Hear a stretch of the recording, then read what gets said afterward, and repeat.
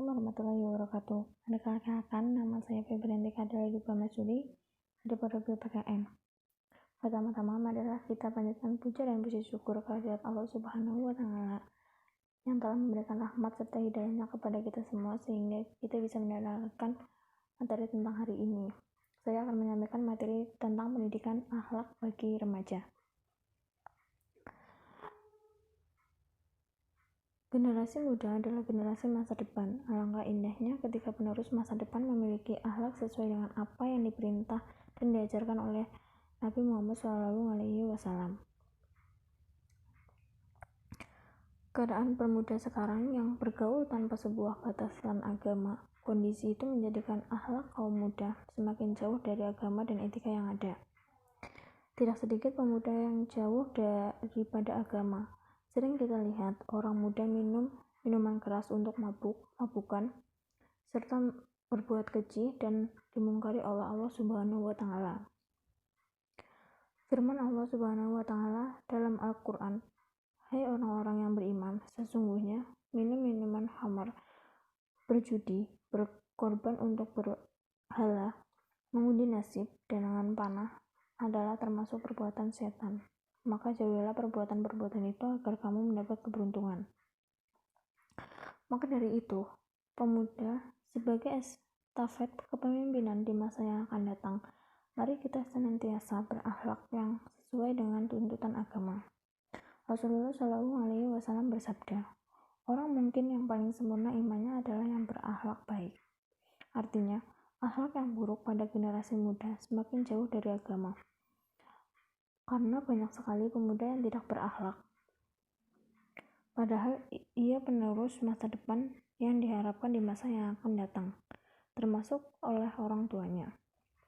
Peran orang tua untuk mendidik anaknya dengan ilmu agama sangat diperlukan, supaya anaknya terhindar dari perbuatan yang keji, dimurkai Allah Subhanahu wa Ta'ala, serta terus mengontrol pergaulan anaknya agar tidak salah jalan. Selain itu, pendidikan dari lembaga pendidikan harus mengarah pada akhlak sesuai tuntutan agama Islam, sehingga seluruh mengarah kepada pendidikan akhlak yang mulia. Begitu indah negeri ini jika dihiasi oleh pemandangan-pemandangan akhlak kaum muda yang indah. Keamanan dan ketentraman pasti terjaga. Tidak terlihat anak muda yang mabuk-mabukan dan berbuat mungkar kepada Allah Subhanahu wa Ta'ala.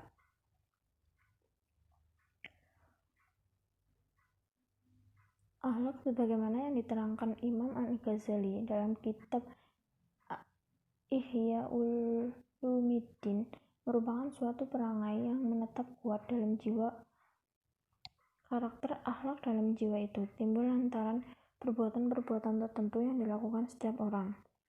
Imam Al-Ghazali membagi akhlak ke dalam dua syarat, yakni stabilitas dan spontanitas. Adapun stabilitas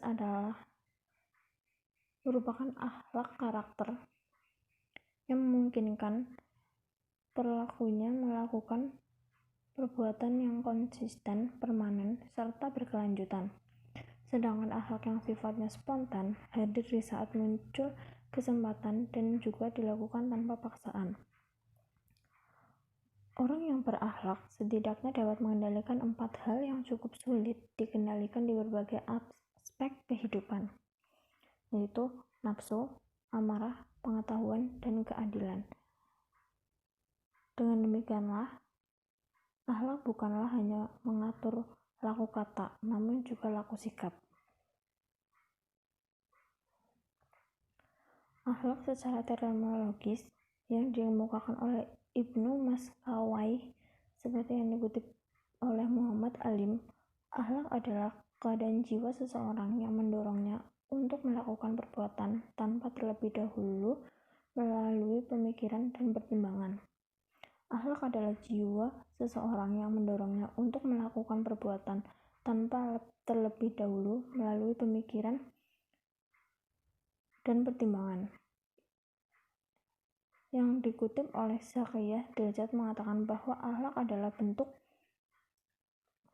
batin yang tertanam dalam jiwa seseorang yang mendorong ia berbuat atau bertingkah laku bukan karena sesuatu pemikiran dan bukan perbuatan.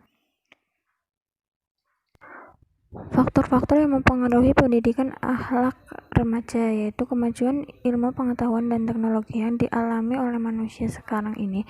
Tidak sedikit dampak negatifnya terhadap sikap hidup dan perilakunya, baik sebagai manusia yang beragama maupun sebagai makhluk individual yang sosial. Dampak negatif yang paling bahaya terhadap kehidupan manusia terhadap kemajuan yang dialami ditandai dengan adanya kecenderungan menganggap bahwa sesuatu yang dapat membahagiakan hidup adalah nilai materi. Faktor-faktor yang mempengaruhi pembentukan akhlak pada khususnya yaitu menurut aliran nativisme bahwa faktor yang paling berpengaruh terhadap pembentukan diri seseorang adalah faktor pembawaan diri dalam bentuk dapat berupa kecenderungan, bakat, dan akal. Yang kedua, menurut aliran empirisme bahwa faktor yang paling berpengaruh terhadap pembentukan diri seseorang adalah faktor dari luar, yaitu lingkungan sosial termasuk pembinaan dan pendidikan yang diberikan. Urgensi pendidikan akhlak bagi remaja yaitu berbicara tentang urgensi pendidikan akhlak berarti berbicara tentang organisasi pendidikan Islam. Dalam masyarakat yang dinamis, pendidikan memegang peran yang menentukan terhadap eksistensi dan perkembangan masyarakatnya. Hal ini karena pendidikan merupakan proses usaha melestarikan, mengalihkan, dan mentransformasikan nilai-nilai kebudayaan dalam segala aspek dan jenis pada generasi penerus. Demikian pula dengan peranan pendidikan Islam, keberadaannya merupakan salah satu bentuk manifestasi dari cita-cita hidup Islam yang bisa melestarikan, mengalihkan, dan menanamkan dan mentransformasikan nilai-nilai Islam pada generasi penerusnya sehingga nilai-nilai kultur legalis yang dicita-citakan dapat tetap berfungsi dan berkembang dalam masyarakat dari waktu ke waktu. Masa remaja merupakan sebuah periode dalam kehidupan masa yang batasan usia maupun peranannya sering kali tidak terlalu jelas. Masa remaja ini sering dianggap sebagai masa peralihan, di mana saat-saat ketika anak tidak mau lagi diperlakukan sebagai anak-anak, tetapi dilihat dari bentuk fisiknya, ia belum dapat dikatakan orang dewasa. Pendidikan akhlak adalah usaha sadar atau tidak sadar yang dilakukan oleh seorang pendidik untuk membentuk tabiat yang baik pada seorang anak didik sehingga terbentuk manusia yang taat kepada Allah. Pembentukan tabiat ini dilakukan oleh pendidik secara kontinu dengan tidak adanya paksaan dari pihak manapun. Namun melihat berbagai persoalan yang muncul pada para remaja, terlebih lagi masalah krisis moralitas, seakan-akan pendidikan akhlak tidak mampu mencapai tujuan yang diharapkan. Ketidakstabilan emosi, adanya perasaan kosong akibat perombakan pandangan dan petunjuk hidup, adanya sikap menentang orang tua, penentangan dalam diri sendiri menjadi pangkal penyebab pertentangan dengan orang tua dan kegelisahannya. Demikian yang bisa saya sampaikan, kurang lebihnya saya mohon maaf. Wassalamualaikum warahmatullahi wabarakatuh.